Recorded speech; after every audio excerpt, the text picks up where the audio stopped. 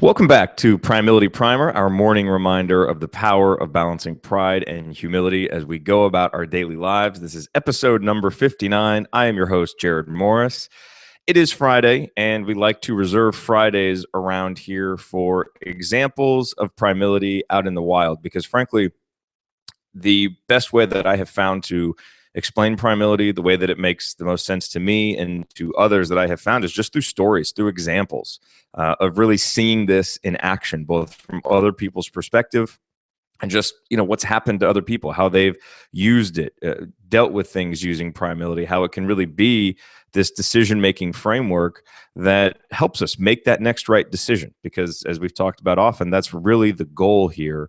And this whole idea of balancing pride and humility is a vehicle for that. And so today, I'm not pulling an example of primility in the wild from an article or from anyone else. I'm pulling it straight from my own life. And, the thing is, here's the thing, is that some of the most meaningful and practical ways that primility impacts our life is really in our one-on-one interactions with other people. And that can be at work. That can be at home. That can be in our, personal relationships, from our family relationships to our romantic relationships. How we deal with the things people say to us, especially when it's something that we may not like, that we may not be expecting, and having a foundation of primility can really help us out with this. Because what will happen a lot of times is there's an emotional reaction to something, right? We all have emotional reactions. And to a certain extent, we can't really control the emotional reaction. I mean, that's kind of the essence of an emotional reaction, is it just happens, right? And, we can either be taken over by the emotional reaction and let that drive what we do next, or we can learn and get better at kind of taking a step back, allowing the emotional reaction to happen, but then not allowing that to dictate what we do, right? Kind of having a more thought out, right? A more self-aware reaction next that actually drives what we think and what we do. And so I had a situation like this yesterday that kind of tested my ability to have this emotional reaction, realize it wasn't necessarily an emotional reaction that I wanted to have, and then take a step back, really have that self-awareness, get myself back into balance, and then proceed forward in a good way. So let me tell you this story real quick. So I sent a person an email, and I've been trying to set up a webinar. And so I asked that, I thought this person would be great to be on this webinar with me, and just kind of explain to him what I was doing, explain to him that I'd love to have him on. This is not someone that I talked with in a while. I don't necessarily have like a great relationship with this person, met them once, that kind of thing. Much more acquaintances than friends or any type of close relationship. Certainly not where the person would feel compelled to do any type of favor, right? But I thought it could be a mutually beneficial thing. Anyway, so I send this email, and I get a reply back that basically says, okay, how many people are guaranteed to be on? And then, what are we going to be selling at the end? And, immediately when I got this email back, it kind of sent my primility like all out of whack, because, I think the expectation was that there would be, at least like 500 people on, and that certainly wasn't going to be. I wasn't going to be able to fulfill that. This is something new. It's something small, and it will grow over time. And so a lot of people will be able to see it over time, but initially it's not going to be anything great. I'm just starting out, right? And so, but immediately, getting that email it put me in a really humbled position, right? Because it's like, okay, this guy over here who's been really successful, and now he's, basically pointing out to me, hey, you don't really have enough. You can't give me a big enough audience to make this worth my time. And so immediately I'm feeling humbled, but then almost like a defense mechanism, my pride kicks in and goes way the other way. And now I'm like, well, who does this guy think he is? Like, what kind of jerk response is this?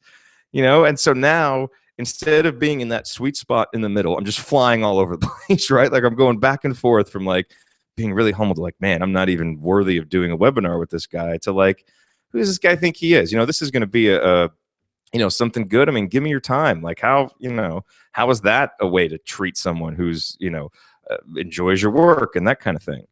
And so my reaction could have gone a few different ways there, right? I mean, I can just say like, well, screw this and just not reply. Or, and that was what my initial reaction was, or try to be productive about this. And after kind of stepping back, allowing the emotional reaction to take hold, and then coming back to the middle, what I realized is that number one, he was right, because he's getting ready to launch a book. And so, for him to launch a book, I know he's got a process that he is going through. And he basically said, all of my time, right now is dedicated to, events where I can get, where I can get in front of X number of people. And it wounded my pride a little bit to know that I couldn't do that. I wasn't on that list. But, I realized that he didn't, what would have been even worse if he had just ignored the email. Like, at least he sent an email back and gave me the parameters and gave me a chance to fulfill them. He wasn't just assuming, well, this guy can't do it. He thought, okay, maybe Jared can fulfill this. Let me give him the opportunity. And it just so happened that I couldn't. Wires get crossed. I take it personally in that moment, right? That emotional reaction that we can't really control. But then I was able to come back to that and kind of see it that way and realize in a lot of ways he was exercising Primility with his own project.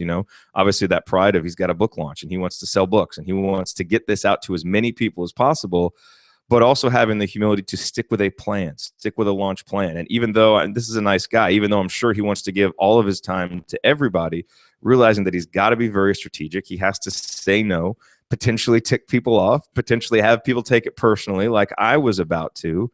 And now you've got this whole thing that can be happening there, that if there isn't self-awareness to step back and really have a strategic reaction, a thoughtful reaction, a self-aware reaction as opposed to an emotional one, it could create all these problems that didn't really need to be there. And so, and for me, that reaction is not to just go back with my tail between my legs, utterly humbled and just say, oh, okay, well, I'm terribly sorry. It's to explain, hey, no, there's not going to be there's not going to be a certain number of people on, live right at the beginning. But I tell you what, there will be, hundreds, thousands of people that will see this over time. So it may not be great for, for you in terms of building impulse for like this kind of short-term window of a book launch where you want to hit these specific numbers, but maybe later when time's not such an issue and this isn't such a big deal, we can circle back and we can do it. And I think it ended and he agreed, and I think it ended the reaction in a positive way, which if I had just followed my emotional reaction, just, deleted the email or kind of sent back some kind of terse response, now that's not happening. And so it's an example of, and that's really, to me, that's where Primility comes in. It's in those moments where we have a reaction that sends us way off on one end of the spectrum, right? We get too humbled, and it may be we may we may feel both of the emotion, right? We may feel pride and humility in the same moment, because it's like a pinball, it's like a pendulum, right? We hit one end and then we overcompensate on the other side, and then it's about getting back to that middle.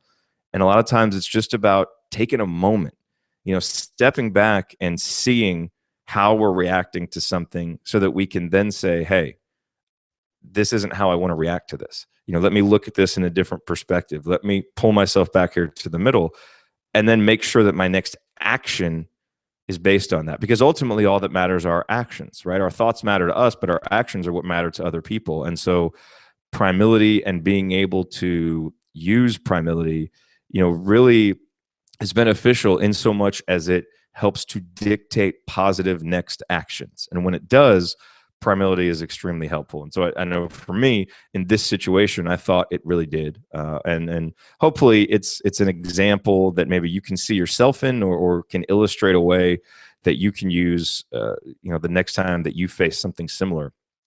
And I'll reiterate, what I say here every Friday, that I would love to know your stories. If you email me, jared@primility.com, obviously, I'm not going to use names and identify you, but I love having these stories to really illustrate this to other people, because, there's talking about it conceptually in the abstract way. And then there are telling stories where it's like, hey, this is, when the bullets of real life are flying, this is how I actually use this to do something positive, to have a positive next step when the alternative would not have been very good. So Jared at Primility.com. I'd love to know your stories if you'd be willing to share them. Email them to me. And maybe someday they'll be here on an episode of Primility in the Wild on Friday. Well, thank you for being here, for watching, for listening. Make sure you go to primility.com/join, get on the email list, because every Friday we do our digest. I know it's hard to keep up with the daily show, so that way you've got titles, descriptions of all the shows from the week, so you can see if any of them speak to you and if you want to listen to any of them. And then on Monday morning, it's our Monday email newsletter. It's 250 words or less. It's short. It's something positive to get your week started off on the right foot. And then Monday morning, we'll be back right here with episode 60. We're moving right along. I appreciate all of your support. Appreciate you being here, watching this. Have a great weekend. Stay cognizant of your pride and humility, and I will see you on Monday. Respond.